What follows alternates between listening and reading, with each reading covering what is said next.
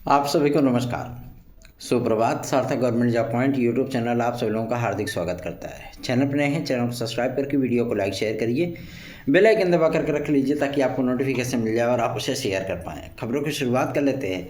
फटाफट आप सभी लोग सारी अपडेट देते हैं, इसलिए वीडियो में एंड तक जरूर बने रहिएगा।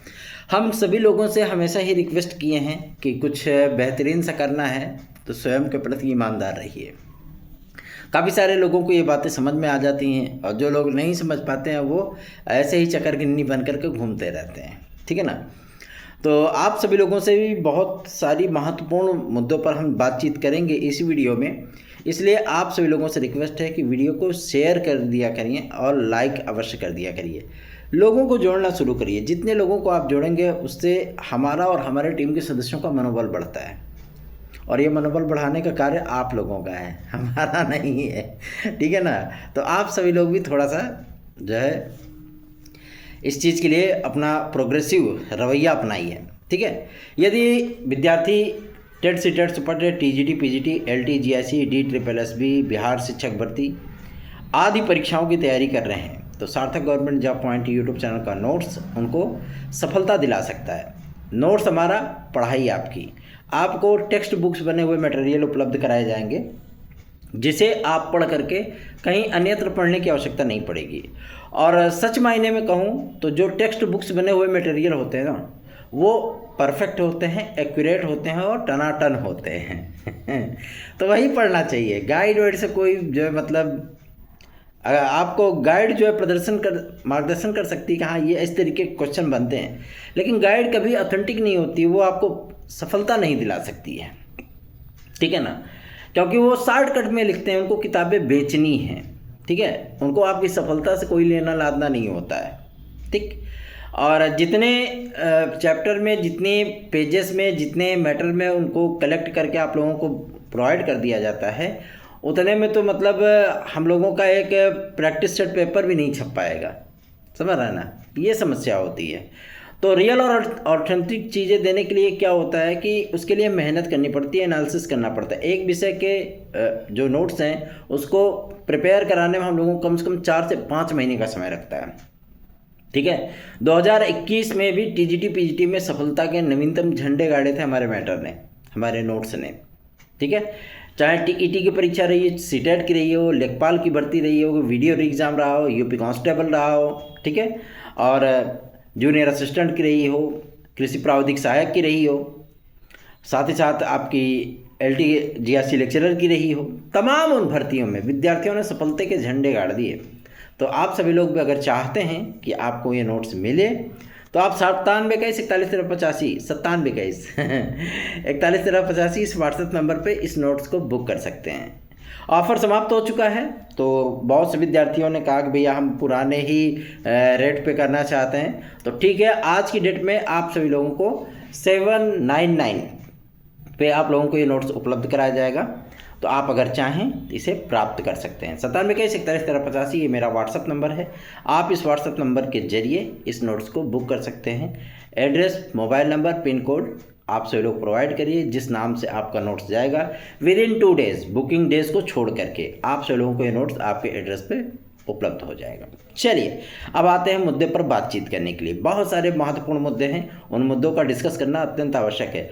मैंने आप सभी लोगों से एक वार्ता की थी इस संबंध में कि यूपीएसआई का विज्ञापन आप सभी लोगों को तकरीबन 7,500 पदों पर देखने के लिए मिलने वाला है, लेकिन पुलिस प्रोन्नति बोर्ड ने कहा भैया 4,500 पद हैं और हम विज्ञापन जो है अप्रैल के मिड के बाद हम जो है जारी करेंगे, ठीक है ना।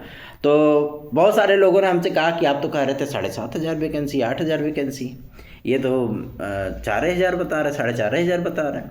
हमने कहा भैया ये तो अभी ट्रेलर है, पिक्चर अभी बाकी है मेरे दोस्त, ठीक है।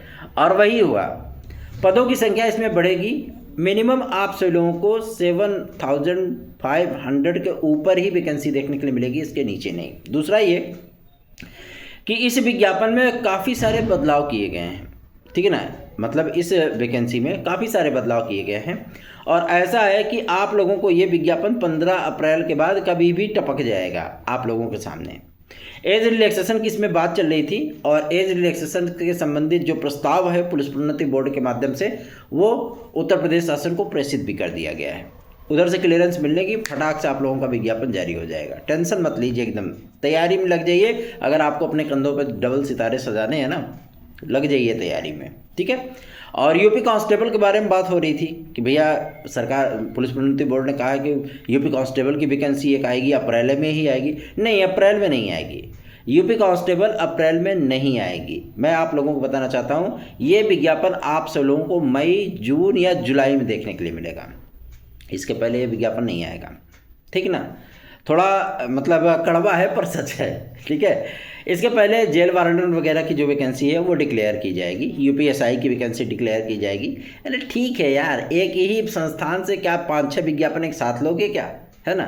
उसमें आवेदन करो, आराम से जो है फाइट करते रहो, पढ़ाई करते रहो, क्या दिक्कत है ना।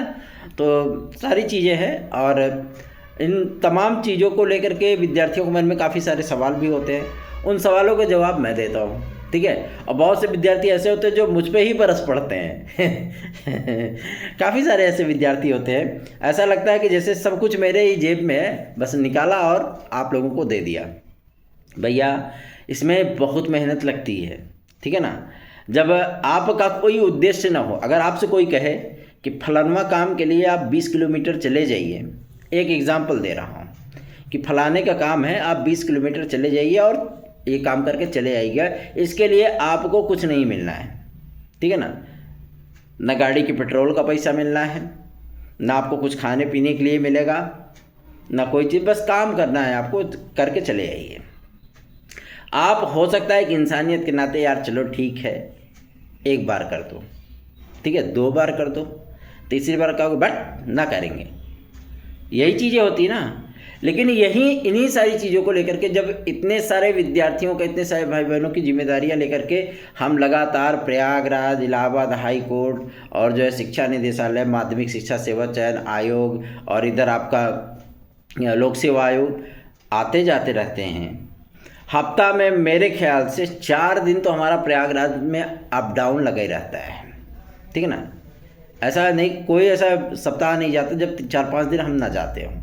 अगर सैटरडे और संडे को छोड़ दें तो अगर कभी कभी काम लग जाता है, सैटरडे और संडे को भी जाना पड़ जाता है, ठीक है ना। तो आप सभी लोगों के लिए ही कार्य करता हूँ, ऐसा तो है नहीं कि अपने स्वार्थ के लिए कार्य कर रहा हूँ, है ना।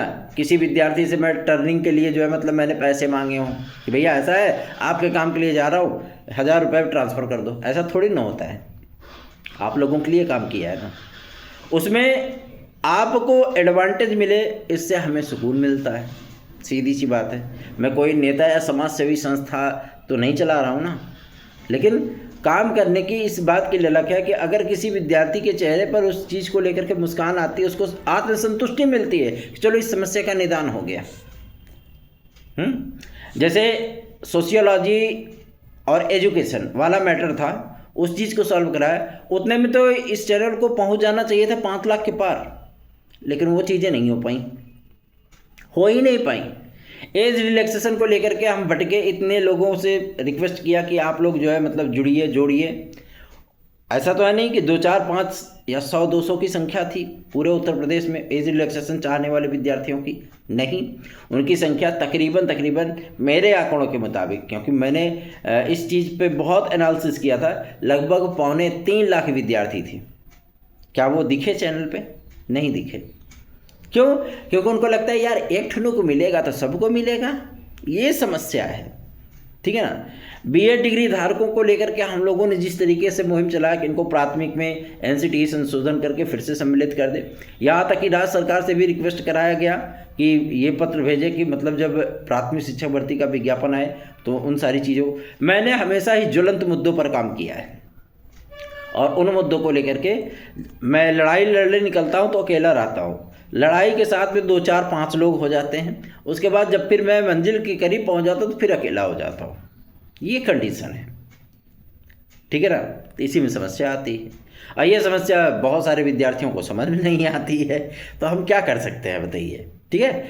तो अगर आप सभी लोग भी अपने ज्वलंत मुद्दों को, जो मुद्दे आप सभी लोगों के कोर्ट में धरना प्रदर्शन से, दुनियादारी से नहीं सॉल्व होते, एक एग्जांपल दे देता हूँ, वीडियो और एग्ज़ाम आप सभी लोगों का लगभग 4 से 5 साल पेंडिंग था ना। काफ़ी सारे विद्यार्थियों ने जिंदाबाद, मुर्दाबाद, फलानाबाद, ढिमकाबाद चिल्ला करके देख लिया। काफ़ी सारे छात्र नेताओं के जो है मतलब जी हजूरी करके देख ली, उनको पैसे दे करके देख लिया, सारी चीज़ें करके देख ली, कुछ नहीं हुआ। वही ढाक के 3 पात वाला आंसर आया उनके सामने। लेकिन उन्होंने सिर्फ मुझे मैसेज किया, सिर्फ 3 विद्यार्थियों ने मैसेज किया था, केवल 3 विद्यार्थियों ने, कि भैया ऐसी ऐसी चीज़ें हैं और ये परीक्षा जो है मतलब हम लोगों की लगता है पेंडिंग में ही रहेगी। मैंने कहा भाई इसके विषय में तो मुझे फ़िलहाल कोई जानकारी नहीं, इसकी जानकारी एकत्रित करता हूँ, फिर इस पे जो है मतलब हम देखते हैं क्या चीज़ें हैं। 4 दिन में टीम के सदस्यों ने पूरा एनालिसिस करके निकाल दिया कि हाँ ये चीज़ें, ये मैटर है। डायरेक्ट हम लोगों ने पिकअप भवन में सचिव महोदय से वार्ता की, जाकर के वहाँ शिक्षा से अधीन सेवा चयन आयोग में। उसके बाद एक ज्ञापन जो है वो दिलवाया शासन स्तर पे। आप लोगों को एग्जैक्टली डेट बताई गई कि आप लोगों की परीक्षा जो है फलानवा तारीख पे होगी, और ज़्यादा से ज़्यादा 4 से 5 दिनों के भीतर UPSSC ने उस चीज़ को डिक्लेयर कर दिया, आप लोगों की परीक्षा होगी। फिर परिणाम को लेकर के चिंता होने लगी कि ऐसा ना हो कि परिणाम जो है दिक्कत हो जाए। बहुत सारे विद्यार्थियों ने प्रदर्शन किया इस चीज़ को लेकर के परिणाम आए। उस चीज़ के लिए फिर मैंने प्रयास किया, फटाक से आप लोगों को रिजल्ट भी जारी हो गया। तो भैया हर चीज़ में चिल्लाने से काम नहीं होता है, सारी चीज़ें ना एक्यूरेट चलती हैं। अगर आप अपने अंदर से ताकत निकाल करके, ठीक है ना, सफलता अर्जित नहीं कर पाते हो, तो अगर कोई आपके लिए प्रयास कर रहा है तो हो सकता है कि आपकी कैपेसिटी के ना हो यार, ठीक है ना।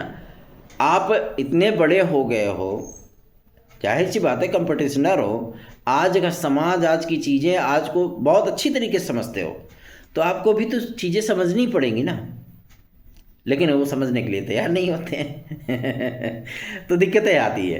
रही बात हमारे LT ग्रेड GRC प्रवक्ता के लिए, तो अभी कुछ गणमान्य सदस्यों ने मुझसे कहा था कि आप तो कहते थे कि LT ग्रेड 1 चरण की होगी, है ना, 1 चरण की परीक्षा होगी। तो मैं आप लोगों को बताना चाहता हूँ कि 13.5 लाख विद्यार्थी TGT में आपके हैं। ध्यानपूर्वक सुनिएगा, उन विद्यार्थियों को मैनेज करना उत्तर प्रदेश शिक्षा सेवा चयन आयोग के लिए सबसे बड़ी चुनौती है, पहला। अब आप कहेंगे शिक्षा सेवा चयन आयोग और लोक सेवा आयोग में ज़मीन आसमान का फ़र्क है, बिल्कुल फ़र्क है। मैं रीजन बता रहा हूँ। यहाँ पे 13.5 लाख विद्यार्थी, LT ग्रेड GRC प्रवक्ता का विज्ञापन जारी होने के बाद मिनिमम आवेदन होंगे दोनों को कंबाइंड करके लगभग 21 से 22 लाख, इतने आवेदन हो जाएंगे आराम से, ठीक है ना। ये चीज़ें आप लोगों को देखने के लिए मिलने वाली हैं। अब आप सोचिए, इतने सारे 10.5 लाख विद्यार्थियों का RO कराने में तो आयोग के पसीने छूट रहे हैं, कि ऐसा ना हो फिर कहीं कोई गड़बड़ झाला हो जाए, फिर छीछा लेदर हो जाए, ठीक है ना। RO 2023 की प्रारंभिक परीक्षा 2025 जुलाई में होने चल रही है। आप स्वयं समझ लीजिए कि आयोग को लगभग 2 साल लग गया सिर्फ 10.5 लाख विद्यार्थियों को संभालने में, उनको मैनेज करने में। और LT ग्रेड GRC इसमें तो लगभग 22.5 लाख 23 लाख विद्यार्थी आवेदन करेंगे। इतनी बड़ी संख्या में विद्यार्थियों को एक ही दिन मैनेज कर पाना, जाहिर सी बात है थोड़ा सा समस्या वाला विषय हो जाएगा ना। तो उनको विद्यार्थियों को डिवाइड कैसे किया जाए, क्योंकि गवर्नमेंट की SOP है इस पर कि किसी भी प्राइवेट निजी विद्यालय को, वित्त विहीन विद्यालय को आप सेंटर नहीं बना सकते, ब्लैक लिस्टेड चीज़ों को सेंटर नहीं बना सकते। तो वहाँ पे चीज़ें हैं कि अगर विद्यार्थियों को मैनेज किया जाए, सभी विद्यार्थियों को एकल परीक्षा दिलाई जाए, तो जाहिर सी बात है पूरे विद्यार्थी सम्मिलित होंगे उसमें, है ना। लेकिन अगर वहाँ पे GS का पेपर ले लिया जाए, ठीक, मैनेज करके GS का पेपर ले लिया जाए, और GS का पेपर लेने के बाद उसका रिजल्ट 10 से 15 दिन के भीतर दे करके मेंस की परीक्षा घोषित कर दी जाए, मतलब सब्जेक्ट की परीक्षा ले ली जाए। तो GS का पेपर तो वैसे भी आप 30 क्वेश्चन देते हो ना। अगर 30 से बढ़ करके वो 100 क्वेश्चन हो जाता है तो क्या बुराई है। अगर वहाँ पे 120 क्वेश्चन था, वहाँ से घट करके वो 100 क्वेश्चन पे आ जाता है तो क्या बुराई है। ये परिवर्तन, अगर ये प्रस्ताव शासन के पास प्रेषित किया गया है तो क्या बुराई है। इसमें तो मुझे कहीं कुछ भी गड़बड़ी नज़र नहीं आती कि इस चीज़ का विरोध करना चाहिए या इस चीज़ को जो है इस पर ऐतराज़ करना चाहिए। भाई परीक्षा उनको करवानी है ना, मैनेजमेंट उनको देखना है ना। पेपर आउट होता है तो उनके ऊपर गाज गिरती है ना। कुछ छीछा लेदर होता है, गड़बड़ियाँ होती, भ्रष्टाचार होता है तो अधिकारियों पर, शासन प्रशासन पर उंगली उठती है ना, विद्यार्थियों पर तो उंगली नहीं उठती ना, है ना। इन चीज़ों को लेकर के आप सभी लोगों को भी थोड़ा सा संवेदनशील बनना पड़ेगा, ठीक है। अगर यहाँ पे आपका जीके जीएस का पेपर अलग किया जा रहा है और सब्जेक्ट का पेपर अलग किया जा रहा है तो इसको आप प्री मेंस नहीं कह सकते। क्यों? क्योंकि वहाँ पे क्राइटेरिया ऑलरेडी सेट होता है उनका कि 40% अनरिजर्व कैटेगरी, 35% जो है रिजर्व कैटेगरी। ये हमारा जब जीएस में क्वालिफाई होंगे तभी हम उनकी सब्जेक्ट की बुकलेट जांचेंगे। और हमेशा से ही ये होता रहा है, 31 से लेकर के 120 तक आपके सब्जेक्ट पेपर और 30 क्वेश्चन तक, 1 से लेकर के 30 तक के आपके क्वेश्चन पहले जचते हैं। ठीक है ना। एक मेरा मित्र है जो इसने 2018-19 में बढ़िया पेपर किया, सब्जेक्ट में उसने 118 क्वेश्चन किए, जीएस में वो बेचारा 3 ही 4 क्वेश्चन किया, सोचा मेरा सिलेक्शन हो जाएगा, लेकिन नहीं हुआ। ठीक है ना। क्यों? क्योंकि उसने जीएस में उस क्राइटेरिया को क्रॉस नहीं किया था। समस्या होगी फिर।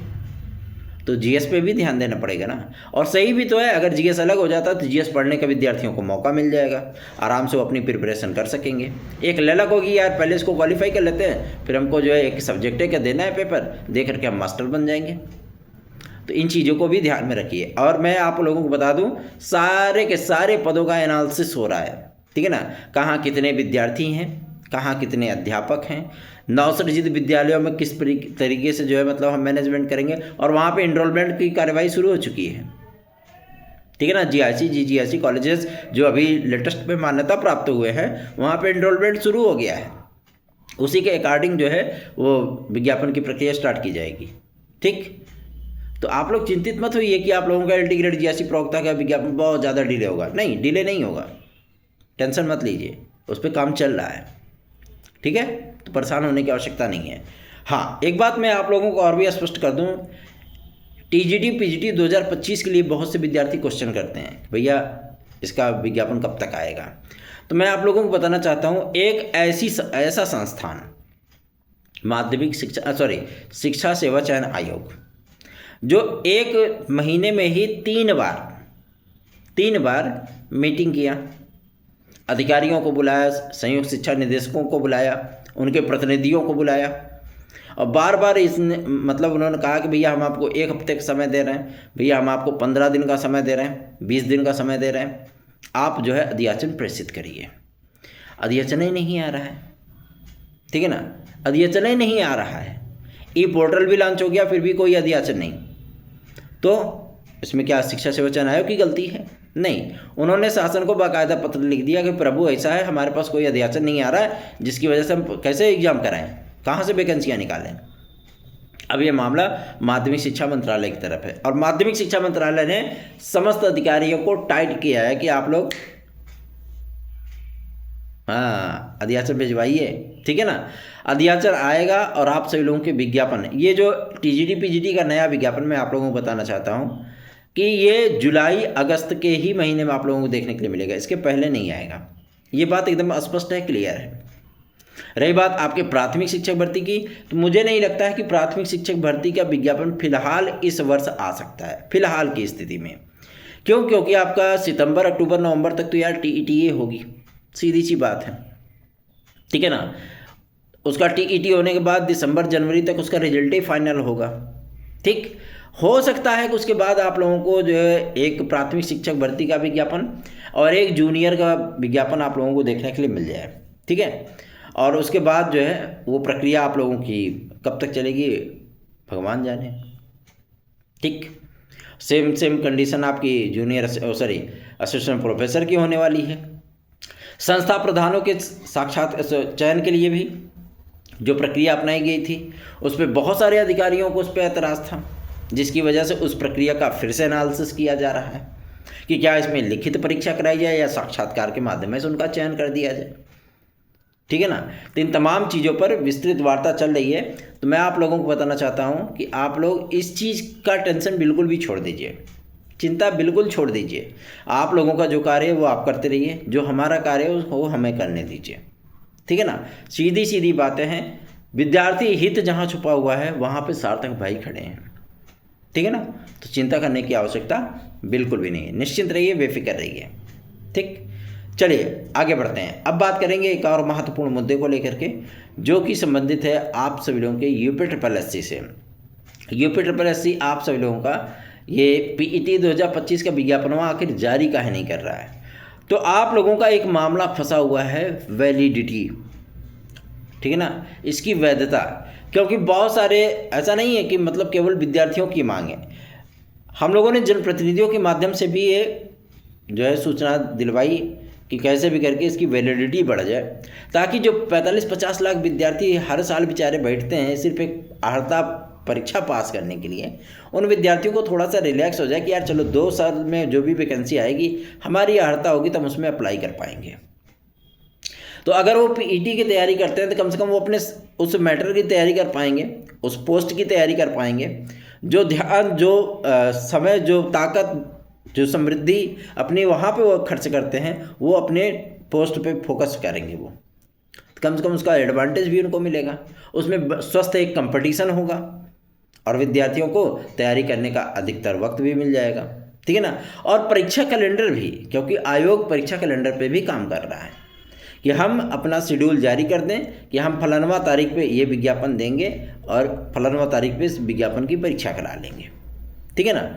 परीक्षा ही नहीं, उसका परिणाम कब तक जारी होगा इसका भी संभावित तिथि जो है अब आयोग उस पर काम कर रहा है कि हम बता दिया करें। तो चिंता करने की आवश्यकता नहीं है, अपनी तैयारियों पर ध्यान दीजिए। 9721411385 ये मेरा व्हाट्सअप नंबर है। इस व्हाट्सअप नंबर के जरिए आप सभी लोग हमसे संपर्क करके हमारे नोट्स आदि भी प्राप्त कर सकते हैं। और ख़ास तौर पे हमारे जो भाई बहन हमारे साथ जुड़े हुए हैं TGT PGT 2016-2021 के, मैं आप सभी लोगों को हर वीडियो में आश्वस्त करता हूं, आज भी कर रहा हूं, चिंतित मत होइए, हड़बड़ाइए नहीं। थोड़ा सा आप सभी लोगों को भी ध्यान देने वाले योग्य बातें हैं, ठीक है ना। आप लोगों को भी समझ में आ रहा होगा, ठीक है, समझ रहे होंगे आप लोग। इतना सारी चीज़ें जो है वो नहीं कही जाती हैं कहीं पे, तो चिंतित मत होइए, टेंशन मत लीजिए, ठीक है। सार्थक government job point YouTube channel है, तो 9721411385 व्हाट्सअप नंबर भी है। आप इस पर अपनी समस्या हमसे डिस्कस कर सकते हैं। आपकी जो प्रतीक्षा सूची है TGT PGT 2016-2021 की यथाशीघ्र फाइनल होने चली है, टेंशन मत लीजिए, ठीक है ना, चिंतित मत होइए। बस चैनल को सब्सक्राइब करके वीडियो को लाइक शेयर करिए और अपना स्नेह और आशीर्वाद अपने भाई को दीजिए। आज भी बहुत सारे कार्य हैं हम लोगों के जो लोक सेवा आयोग में संपादित होने हैं, साथ ही साथ शिक्षा सेवा चयन आयोग भी जाना है। हालांकि शिक्षा सेवा चयन आयोग को जो अधिकारीगण हैं वो अब किसी से नहीं मिल रहे हैं, उसकी एक मात्र वजह है कि भैया वो असिस्टेंट प्रोफेसर की तैयारियों में लगे हुए हैं, ठीक है ना। फिर भी गाहे बगाहे एकाध अधिकारी से मुलाकात तो होगी ही होगी। क्यों? क्योंकि उस पर इस बात की जानकारी लेनी है कि जो कैलेंडर आने वाला है शिक्षा सेवा चयन आयोग का, वो कैलेंडर कब तक आएगा, ठीक है ना। क्या उसमें TGT PGT 2022 को सम्मिलित किया जाएगा या केवल नई भर्ती परीक्षाओं को ही इसमें सम्मिलित किया जाएगा? इन तमाम चीज़ों की जानकारियाँ प्राप्त करनी है तो जाहिर सी बात है आयोग जाना पड़ेगा। जाएंगे, आप लोगों का कार्य है तो उसको संपादित करना हमारा दायित्व है। आप लोगों का क्या दायित्व है ये आप तय करोगे। धन्यवाद, आप सभी का दिन शुभ हो।